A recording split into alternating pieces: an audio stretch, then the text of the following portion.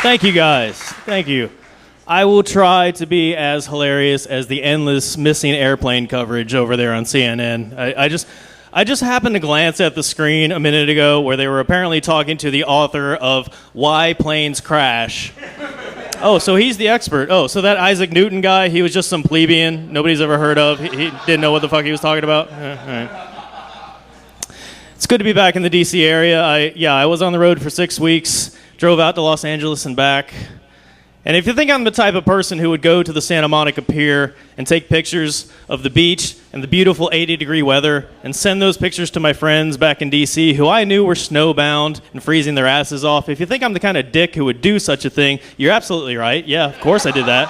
Yeah, of course I did. I'm a human being. Of course I took like 40 pictures. They each got 20. I have 2 friends. Well, roommates. I have 2 roommates, and we don't really like each other all that much. But I didn't miss out on all of the winter weather. I went up north first. I was in Cleveland. It was minus 7 degrees. I've been driving through the snow in a 2003 Pontiac Grand Am that has about that much clearance on the front end. I think maybe because I have a liberal arts degree, so I'm not good at seeing ahead to the obvious results of my poor decision making, you know? I almost died driving through Missouri in a blizzard, and then the next day I almost died driving through Kansas. The weather was fine. I just hadn't mentally prepared myself for the infinite nothing that is Kansas, and I contemplated suicide many times that day. That is the worst drive in the entire world, because the state of Kansas has the ability to somehow defy the curvature of the earth, and you can actually see your exit the entire time you're on the road, but it never seems to get any closer. And then I look in the rear view, I can see my buddy in Kansas City still waving goodbye. Like, am I in a Mobius loop? What is going on?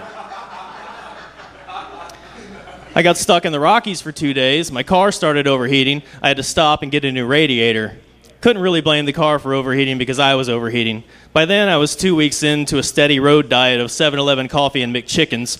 I had forgotten what a solid bowel movement was supposed to feel like by then. And the only hotel in the area cost $180 a night. That was a little outside of my hotel budget, which was zero. I had allocated 0 funds for hotels, but it was a very nice room.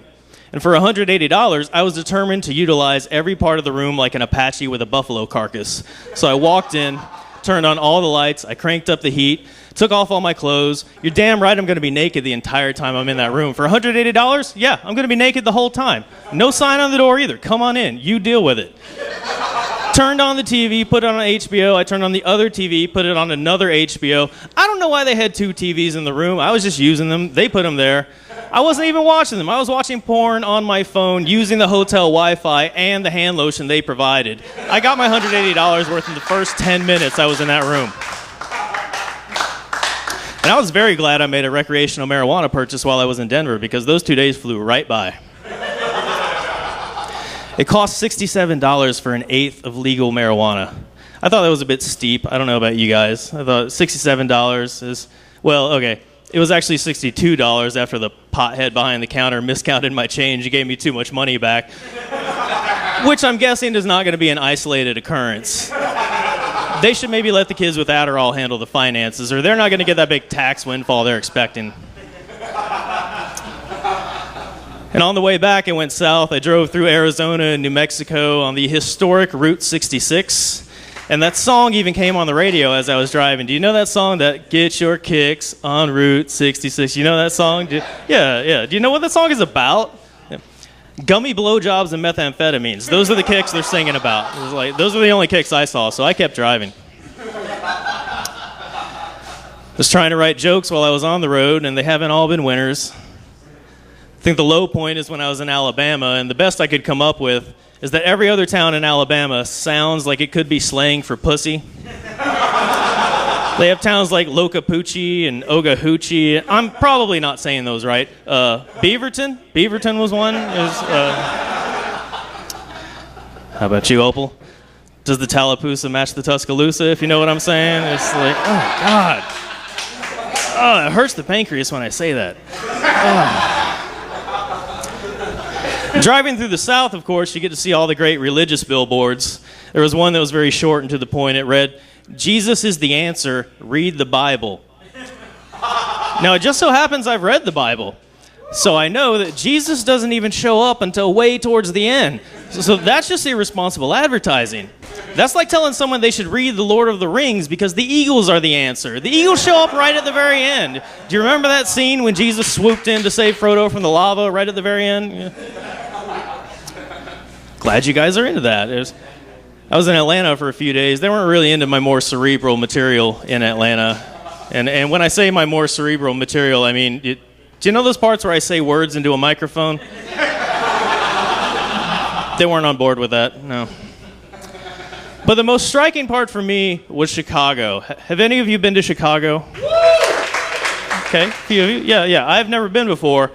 So I was unaware of this, but apparently Chicago is very segregated.